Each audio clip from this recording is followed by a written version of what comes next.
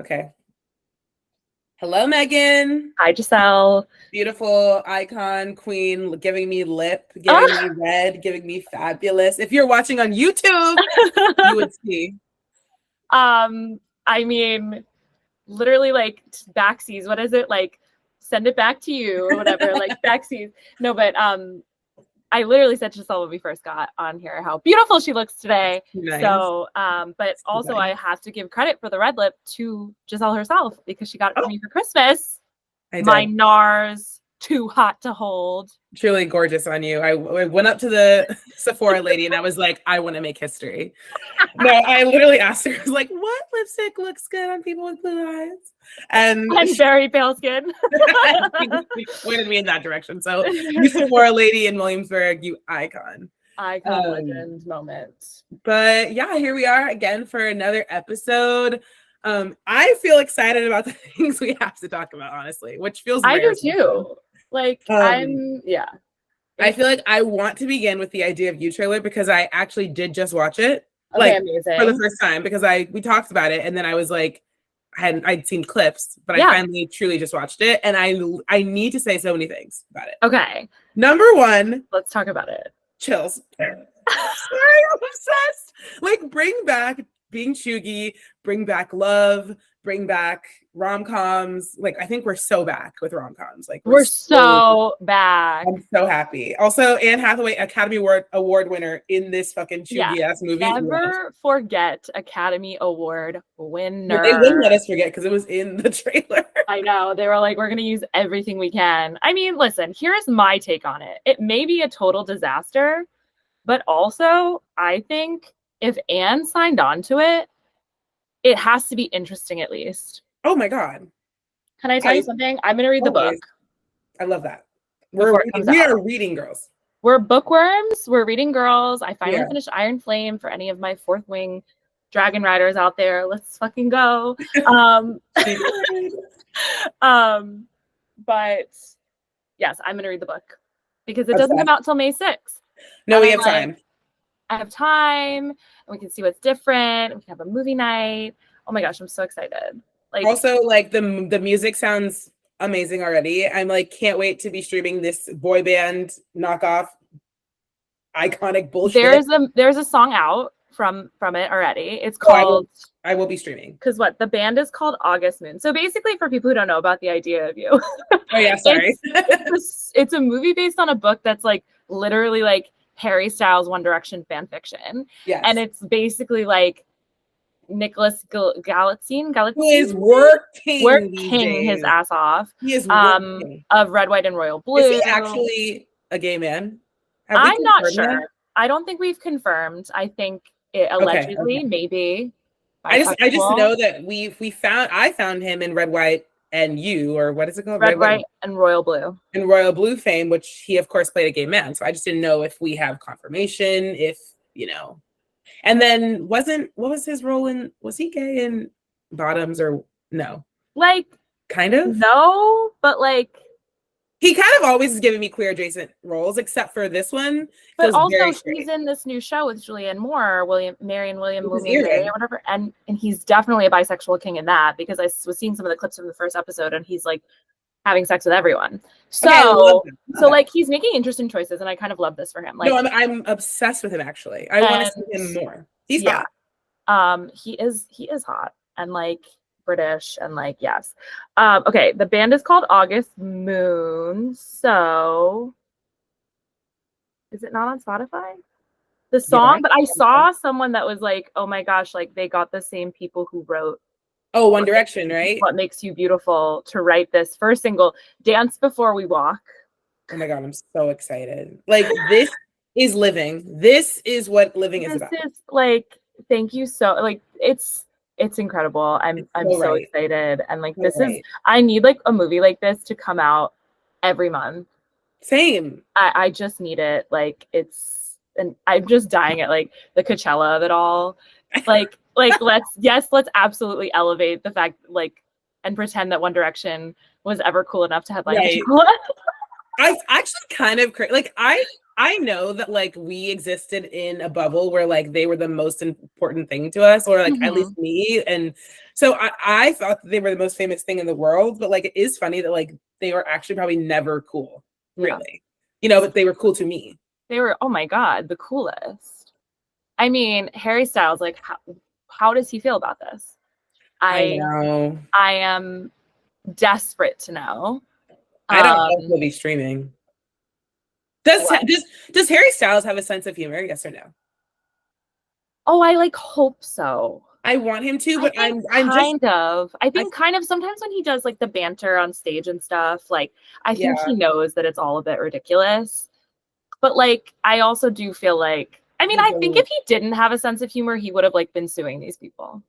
Yeah, I feel like with distance from One Direction, he can have a sense of humor about it. But I do feel like as many artists, he had to like be self-serious in the beginning because like he was just in like a boy band.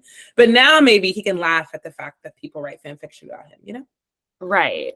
I mean, we need to do the one where like, what's her name? Like, what's the thing in fanfic where it's like YN, like your name, and it's like you're being sold. I've sold you to One Direction. Like, pack your bags. I've been seeing people referencing that, and it's like, oh, this is okay. This is the next one. Cool. Right. Amazing. I mean, honestly, like, the Wattpad girlies are really like the future. Like, they are making money these days. Absolutely. After had like a fourth movie that I still need to watch. Oh my gosh, that was a time, that series. Oh, Emily and I did a whole movie marathon of those ones, and that was insane. But yeah, no, I'm so excited. I love this for Annie. Like, Anne Hathaway, you will always be famous. Like, making a choice like this is just so making correct choices. And so in line with like the way her persona has been recently, which is just like, I'm fun and carefree and I don't give a fuck. And I love that.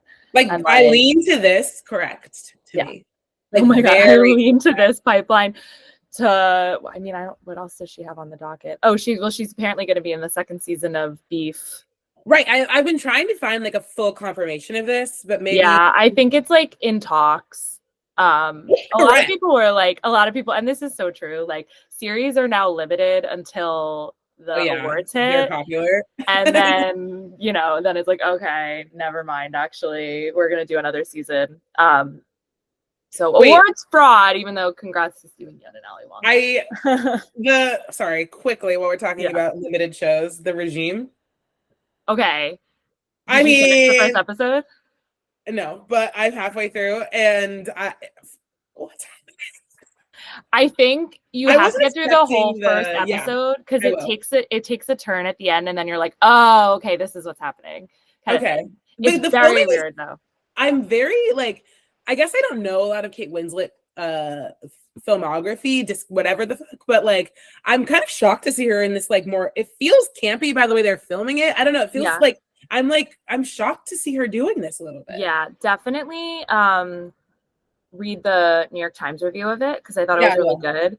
I don't think it's saying that it's like the best thing ever, but it is good.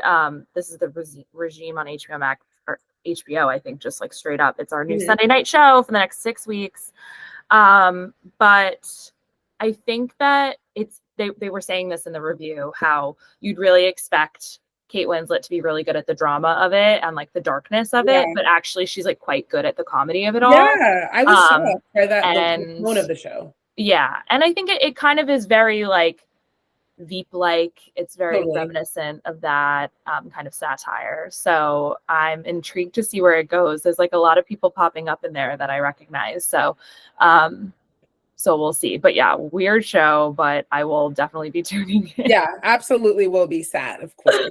Oh my gosh. Sunday night appointment television. We need it back. I know, we gotta love it. Did you see House of the Dragon is coming back in June? Wow. Yeah, summer.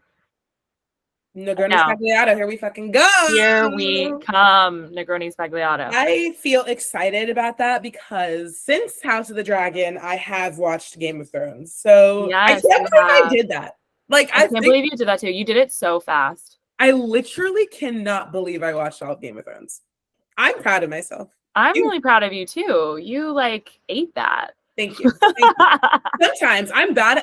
Meg knows I'm bad at TV sometimes, but like when I dedicate myself, for example, like Game of Thrones and Stranger Things, I am on it. Yeah.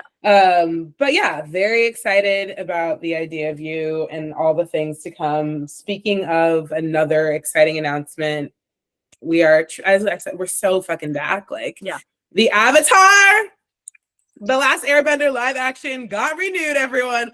Not just for a season 2, but for a motherfucking season 3 as well. They listened to us. This is They what we listened to us. said. Our We podcast said, like, we have to just renew it for season 2 and 3, film them back to back, and be done. And be done. Because, like, it's set done. up perfectly for them to just do that. And, like, 3 seasons is nothing to Netflix. Like, they will do 3 seasons. There's 3 seasons of fucking Young Royals. Season 3 is coming out next week. Literally. Like, you know, it's yeah.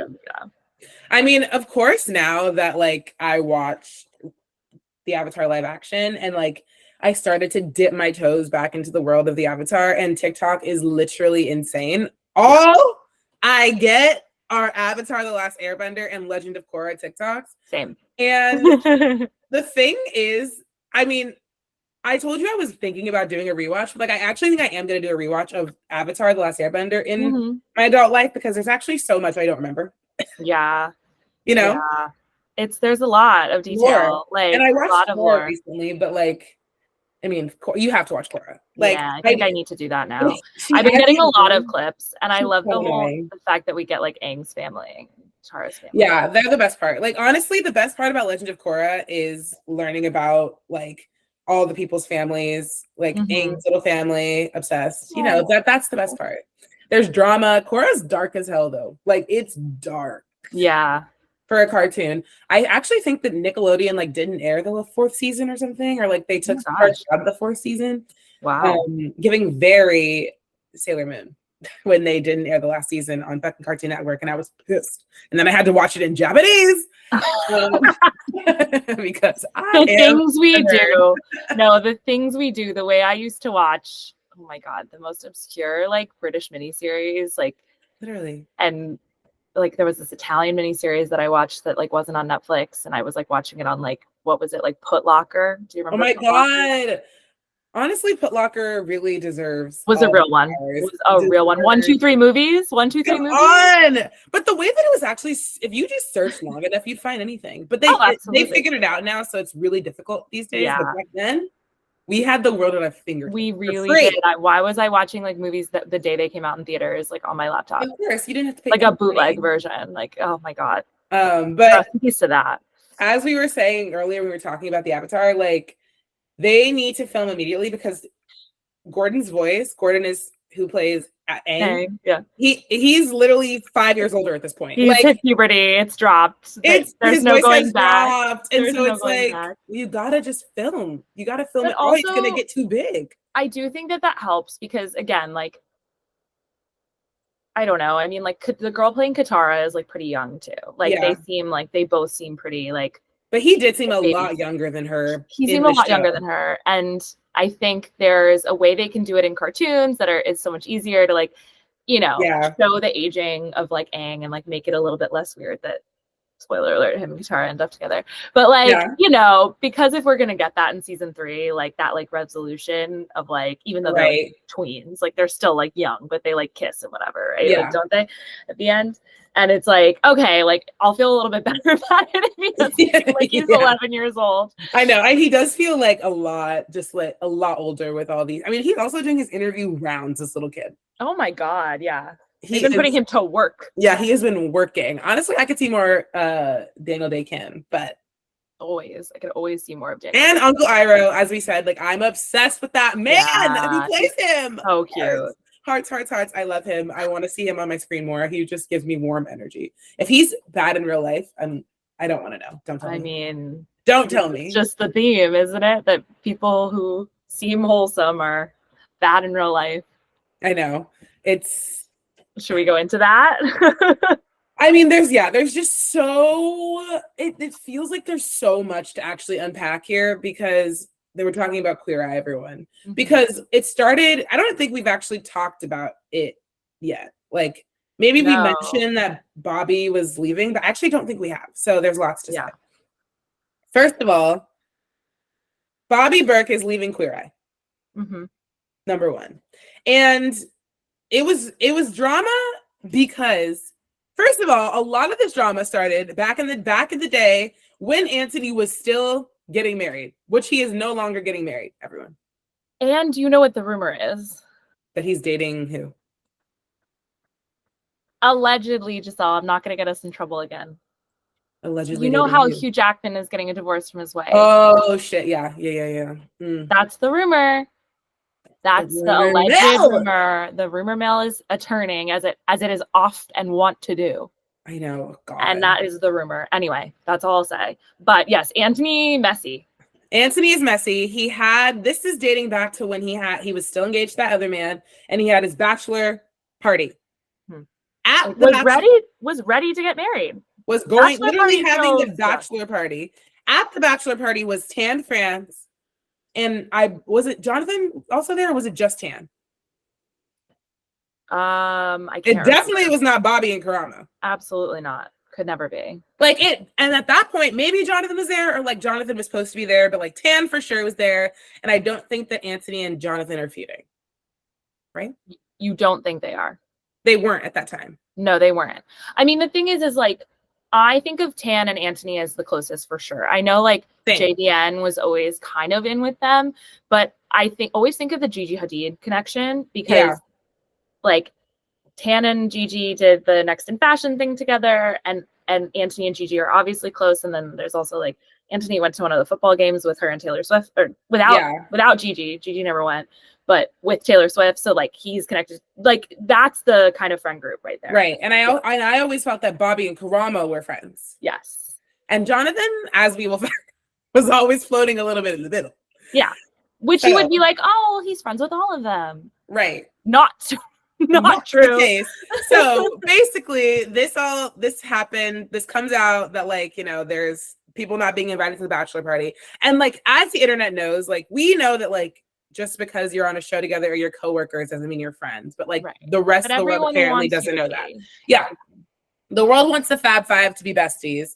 So when this comes out, everyone's like, trouble in paradise. The Fab Five are not best friends. How dare Anthony not invite Bobby and Karamo and maybe JVN to the bachelor party? Mm-hmm.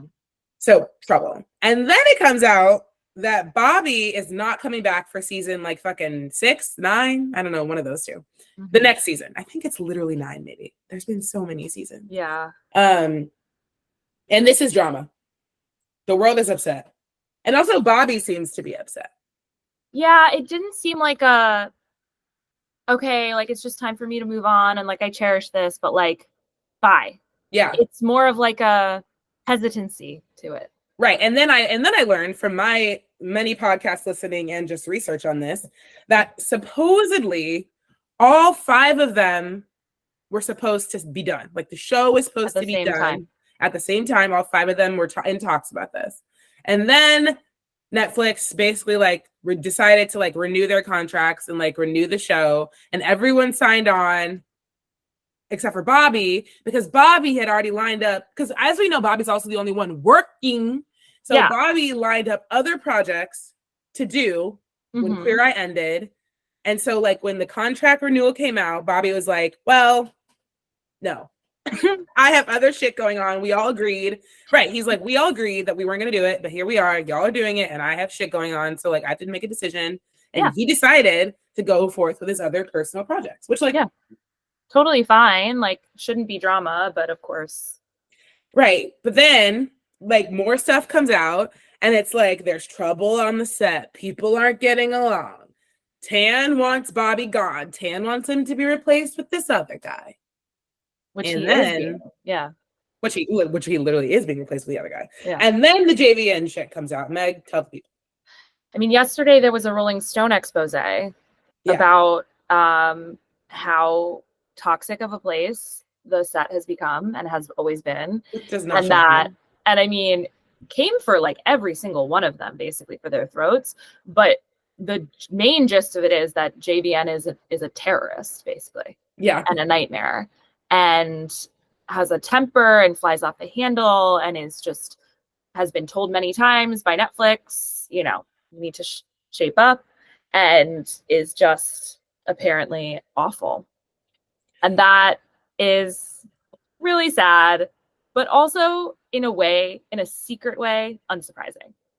Oh yeah. I mean, this is really what's been happening in Hollywood, right? It's like people have publicists, and when people are evil or have things hiding in their closets, their publicists push them towards the complete opposite direction. Right. And that literally is seeming to be what's happening with JVN. It's like how much, I mean, this is the age-old case. It's like forced down their throats that you love everyone and you're happy and we're all friends and we're fighting for the good and like yada, yada, yada. And then, of course, you are a terror, as we said. It's sad, but like these also, we have to remember, like these are not fluffy pets. Like these are fully 40-something grown-ass men. Right. And it's like that, it like doesn't excuse it in any way. It makes it even worse that you're grown and you're, acting like this. At your place of employment. Because the thing is like, okay, if like 15, 20 years ago when you were young and like whatever, you were nasty to people, like it's still not okay. But also like if you've grown and changed, like, and that came out, then it could be like, yeah, I used to have, I needed a real attitude adjustment, whatever. But to be behaving like this as a 40-year-old is like deeply embarrassing. Deeply. I mean, sometimes I do we really need more Queer Eye? Like, do we really need, are we still there as a society? I don't think so, because I used to be really into it. And now when I watch it, like I can do like one episode and then it's just kind of, okay,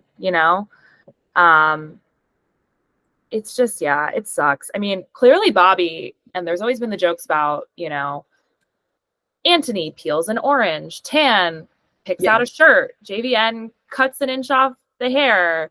Karamo talks to them about whatever, and Bobby like redoes their entire house, like single mom who works 2 jobs, loves their kids, never stops. Literally. And that's always been the joke. But also it's clear that Bobby is the best of them. Because again, like you said, it's like Tan campaigned to get rid of him. And then, Anthony and Karamo, like maybe they didn't do anything like actively, but they signed on knowing that Bobby thought that they were all saying goodbye. Yeah.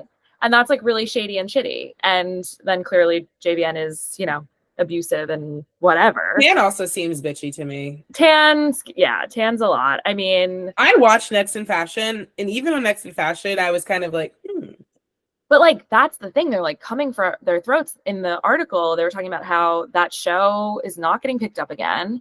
How Karamo, what's Karamo doing? Like red carpet. He had that. Is the Karamo show still on?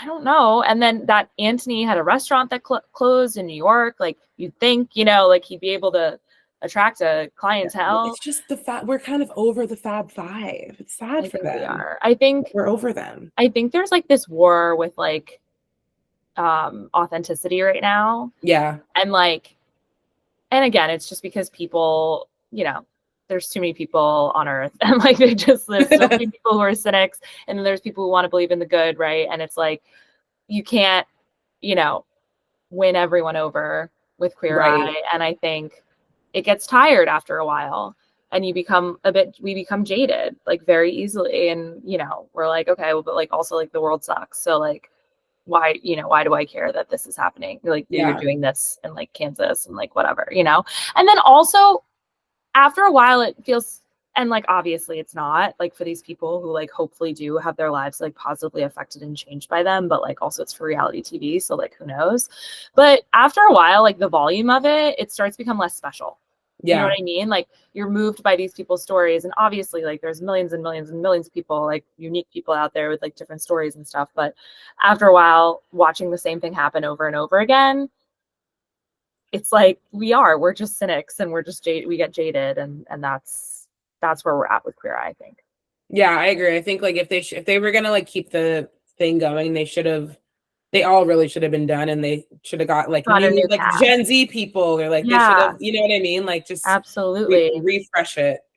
Shuffle the formula a little bit, but I mean, this is the thing though with Netflix, like they're really still continuing to try to pump out these reality shows, but like I didn't watch Love is Blind this season, but like the people are loving Love is Blind this season. Yeah, we're on the vacation. We're just Okay. behind. The weddings dropped today, so like I'm sure I'm gonna see spoilers, but it is a good season of Love is Blind. Last season though, like I don't know anyone who watched, and it was apparently awful. I mean, truly, I think the last season I watched was there's that show and the Ultimatum are get confused in my head. I've I never can't watched remember. The Ultimatum. Oh, really? Mm-mm. I can't remember which couples are on which show, but I'm trying to remember. Did you watch Was the one- Bartiz? Was that Love is Blind? Bartiz was Love is Blind. That's yeah. the last season of Love is Blind I watched, which Oh was my 2 ago, 3 ago, 2 ago. I think 3 ago. They really pumped that show out. Yeah. Damn. It's crazy. I mean, I know there's a new one. There's another season already, and Minneapolis is the next city. They're in Arizona this season, right? No, they're in. Was that last season? They're supposed to be in Arizona. Maybe it was Arizona last season. I don't know. Oh, okay. They're in like the South somewhere, Crazy. Charleston, Charlotte, something like that. But again, I'm not at the. They haven't gotten home yet. They're still on their little vacation, so we'll see what happens. I know I haven't seen enough spoilers, so maybe I'll dip in. But I have so many other things but to the watch. pods just take forever. Like those first few episodes. Are there a lot of engagements this season though, right? More than usual? There are 5. Okay. I don't know if any of them will get married. We'll see. Maybe one. There's like one that I have confidence in. Oh, I watched the season with the Brett girl and Tiffany. Did you watch Brett and Tiffany, the guy who like designed shoes for Nike?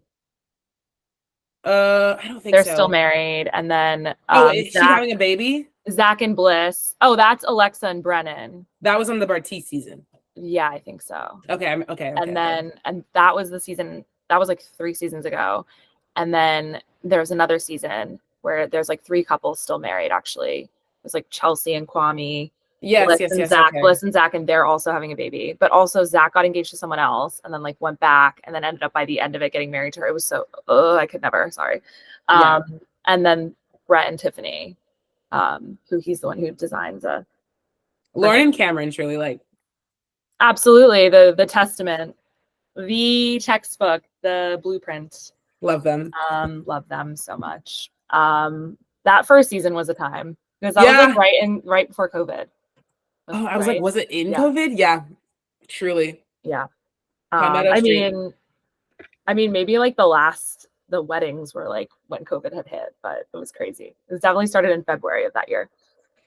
What a time! What a time! But that's like it's season 6, and that was 4 years ago. So 6 seasons in 4 years. Crazy. That's crazy. But yeah, Queer Eye. I wonder if JVN's gonna make a statement, if anyone's gonna address anything. But he's also like in the trenches for something he said about like what's going on in Gaza, right? Yeah, because basically he's like in the trenches, like the trenches. He's in the trenches. Yeah, he's in the trenches. He's in the trenches. He's in the trenches for a lot of things. Yeah, I feel right now. He was talking about the election and like, you know, it's some of it. I like the election part, like in terms of like everyone should vote. I was like, yeah. But he was saying it in a very dismissive way about like what's going on in Gaza and like that like we need to like whatever. And it's like, okay, no, like let's not be dismissive of like right. I just know people are mad at him. Yeah, but of course, like it's culture of outrage. So totally. But yeah, JVN. I mean, we're interested to see what they do about this new season. If it'll be the last, given like what's going on, we will see. Well, before we get into the big thing, Kate Middleton, everyone. She's been spotted. Well, first of all, with this, so originally I saw the notification that we have spotted Kate Middleton. But you know how in some of these like Us Weekly or People articles where like they don't actually put the photo they're talking about in like the upfront image or like actually the image. So like I was scrolling down and I saw an image of her like walking and I was like, oh, okay, well, like maybe she is out. But then we were texting about it. And you actually sent the image, and I was like, "Is this the only image?" There's one image, and it's from Backgrid, and the exclusive was from TMZ. And it's of her in the backseat of a car, right? in the passenger seat with her Passenger mom. seat. Yeah, but it looks a little sus. I don't know. I'm just very suspicious of. I think what happened is that like initially they just lied. Yeah. About what her situation was, and it was probably more serious than they let on. But now that they lied about it, they like can't backtrack, and like maybe she is like not doing well, and like I don't know, but that photo didn't convince me of anything. Absolutely and it's all not. just very suspicious. And Camilla taking a week off to rest. It's like, Yeah, what happened to work? Nobody wants to work anymore. A sunny break. A sunny break. But basically, the other thing is that Kate Middleton's uncle is in the Celebrity Big Brother house in the UK right now with, good Lord, Ekin-Su. Not Ekin-Su. Oh, sweet baby Jesus, Ekin-Su. And apparently there's like live feeds of that, right? But there's also like episodes going out. And apparently Ekin-Su asked him where Kate is. Oh my God. Ekin-Su really like making the rounds. I know. She's so funny. I love her so much. She's such an idiot. I mean, it's just all very suspicious, and I think the royal family is in a lot of trouble, and I think we're witnessing the beginning of the end. I know. You guys have heard us reference our friend Mimi, who is British, and I looked at Mimi this weekend, and I was like, Mimi, like, do you think that the monarchy is like gonna be over in our lifetime? Like, do you think that like in our lifetime there'll be a president of England? Like, what the fuck is happening? And you know, I feel like she was like, as you said too, like we're kind of witnessing it, and like I don't know, it's so hard because it's like in one aspect, like we are witnessing their downfall, but at the same time, like in the year 2024, like how do you overthrow a monarchy and just tell them that they're done? Well, you don't overthrow. I think like you just tell them like, sorry, you're done. I mean, like the UK does these like referendums and shit, so like maybe they could be like referendum, like vote to abolish the monarchy. Because the thing is that they are just a figurehead. Like they don't actually have power. Their power is in like the tourism that they in the economy that they fund, but also they're supposed to be public servants. So again, like they're all the UK tax dollars, you know, flow in and out of that palace, right? And that's what makes them so rich, as well as like owning all this property and whatever. And like if they're not doing the job, which is public service, then, you know, they shouldn't be getting the funds from the public. I know. I feel like there's a lot of royal apologists in the UK though. Like there's still a lot, yes. So I feel like a lot of people absolutely couldn't be bothered. Right. They're just like, why would I vote? Yeah. But like, this? You know, there's something to be said for the history and the culture, but also, you know, look at our country's history and culture. So yeah. And they're just as bad, if not worse, than us in terms of, you know, hashtag colonialism. Literally. But like, yeah, it's dark, and we'll see what happens. But we are keeping our eyes peeled, Kate Middleton. We will be watching. With one eye open. We will be watching. We will continue to update you. Yes. Okay. Last thing on our list this week. We saw Dune. Yes! I knew you were gonna do that. I was like, here we go. Here we go. Yeah, we saw Dune. And Meg, what are your general thoughts and feelings about Dune Part 2? I thought it was great. Yeah, I mean, we were sat for 2 hours and 45 minutes. Yeah. We never discussed, because we saw this at the Angelica Cinema 123 on East 60th Street in Manhattan. And I've never been to that theater before. And we were kind of like, you know, running a little bit like behind. We got to the theater at like, the movie was starting at 6 or whatever, but we got to the theater at like 6:02 because like previews, obviously. And then we're like in a line for popcorn. Like it's opening night of Dune, so clearly it's a full theater. And then as we get our popcorn, like the whole group of us, there's this man walking up and down. He's like, 5 minutes to showtime! Like, Dune Part 2 starting in 5 minutes. Take your seats. Like, it was like, what is going on? Like, and then he gave us a 1 minute warning. Like, and then when we sat down, 1 minute warning, movie's about to start. Like, everyone just like sat in their seats. But there were no previews. There were no previews. It literally was just like, okay, movie started. Or we missed them like while we were in the line for popcorn, but I don't think so. No, it's kind of crazy. I literally think that like the man walked around, he said 1 minute to showtime, and in 1 minute, I was expecting like some sort of like Nicole Kidman-esque intro, and it was fully just like, ah! the Sadukar language or whatever, where it's like, whatever. Crazy. Yeah, but then we were kind of on a ride. I don't know. It held my attention. I thought it was great.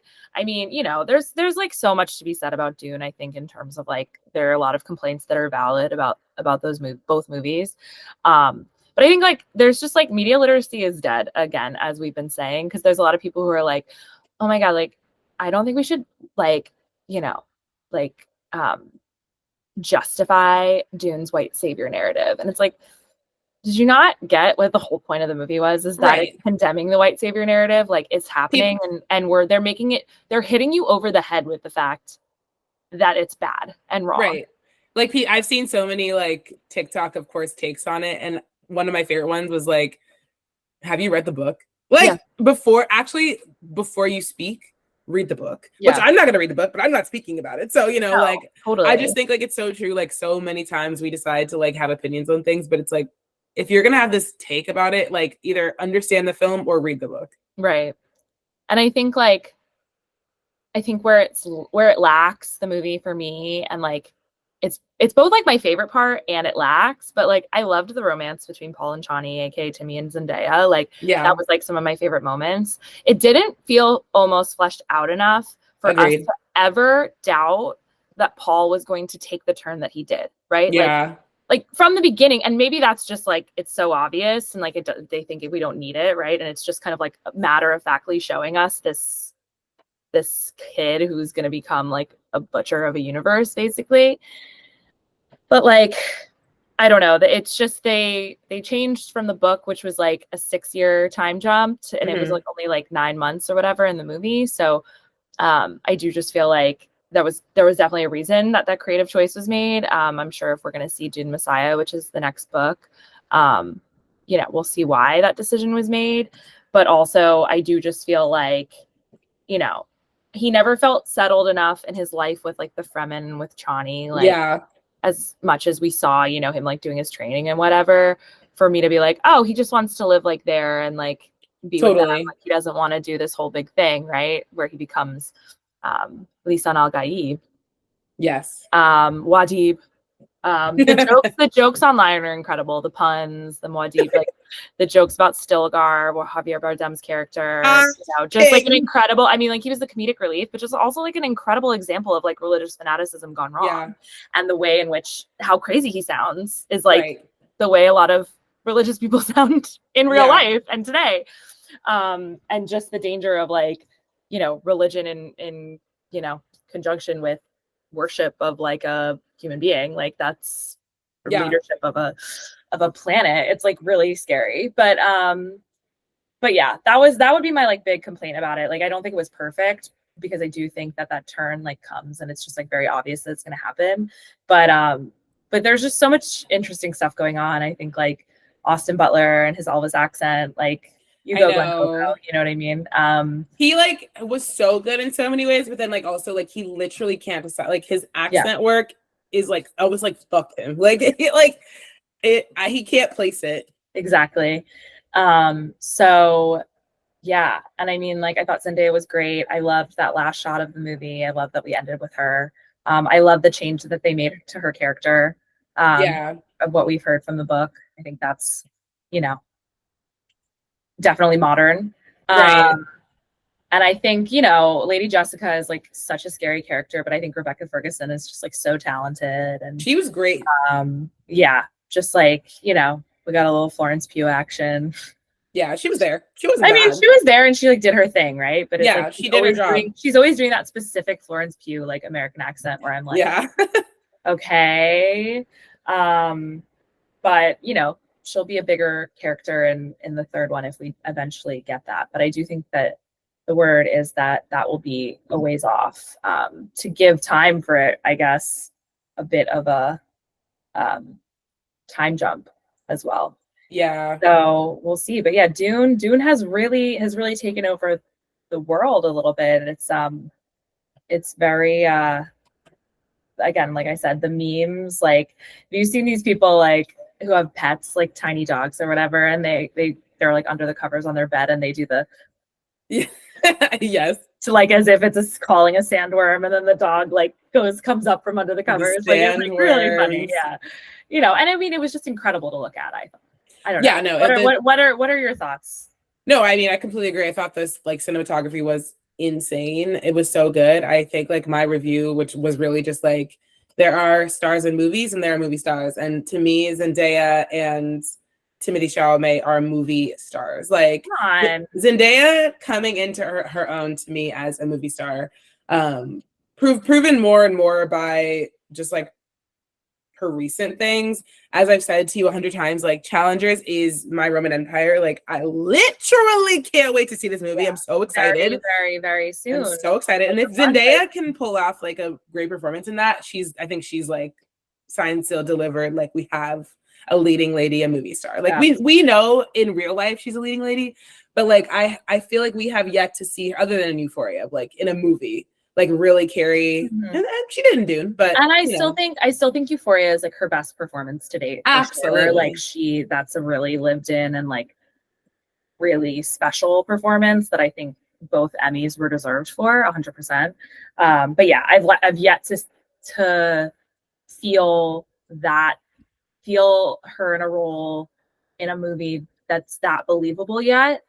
But I feel like Challengers could be the one. And I also just think, obviously, again, like she's so young. She's got her full career ahead of her. And I'm just like, really excited to see what choices she makes. Hopefully Euphoria does not have a season 3 since no one wants to come back for it. But so that she can focus on like some more interesting roles. Yeah, I'm excited to see. I mean, she hasn't had anything announced post Challengers, right? I don't think so. I mean, like obviously there's the Spider-Man of it all, like what's gonna happen there. So, and you know, obviously she's like hopelessly in love with Tom Holland. So I think like, you know, if he's there, she's there, and vice versa. So Marvel is so dark for me right now. Yeah. I know, we're really bad. We still haven't watched the Marvels. we still haven't watched the Marvels. I still haven't watched Loki season 2. I haven't watched either. I didn't watch Echo.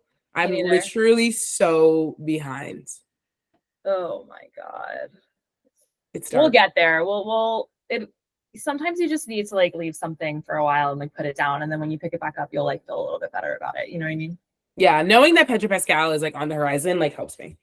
I know. And I mean, that's going to be interesting because if that is, as we said, like a period piece, that'll be like, at least for the one movie, will be separate from maybe the larger narrative of the MCU. Yeah. Like, it does feel like, oh, like if they're doing a period piece, they're somehow going to pull them into the because anything is possible. Yeah, of course. There are no rules. There are truly not a rule in the world. Yeah. That's all we got. That's all we got, y'all. It's a speedy but thorough episode for you all today. Meg's got my sister is seeing The Tiny Moves tonight, The Bleachers. I can't wait for the review. Yes, I'm really excited. And I'm excited for the album on Friday and Ari album on Friday. Yeah, we'll have some albums to talk about next week. And then it kind of just is on a roll from there. Literally, then it's Casey. We got Casey tickets, everyone. We did. We're very excited. Our Saturns will be returning.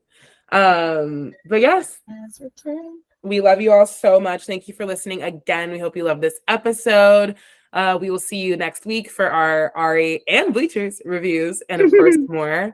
We love you all very much, but most importantly, love you, Meg. Love you, Giselle.